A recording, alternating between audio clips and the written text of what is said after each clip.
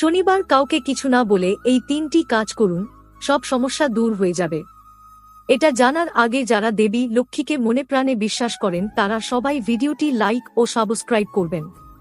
1 নম্বরে, শনিবারে শনি যন্ত্রের পূজা করুন। শাস্ত্রমতে শনিদেবের আশীর্বাদ বর্ষিত হয়। শনিদেবের অশুভ প্রভাবকে শান্ত করতে শনিবার শনি যন্ত্রের পূজা করুন, আমিষ ত্যাগ করুন এবং সামর্থ্য অনুযায়ী গরিবদের দান করুন। কালো গরুকে উড়দ ডাল বা তিল খাওয়ান শনিবার দিন। 2 নম্বর, ঋণের বোঝা খুব বেশি বেড়ে গেলে তা থেকে মুক্তি পেতে শনিবার একটি কালো গরুকে বুন্দির লাড্ডু খাওয়ান এবং তার কপালে কুমকুম তিলক লাগিয়ে গরুর পূজা করুন। ঋণ থেকে মুক্তি পাবেন। 3 নম্বর, শনিবার কাউকে না বলে কালো তিল, উড়দ ডাল, গুড়, কালো কাপড় বা লোহা দান করুন। এতে শনি দেবের আশীর্বাদ সদা সর্বদাই আপনার উপরে থাকবে, সমস্ত খারাপ সময় দূর হবে।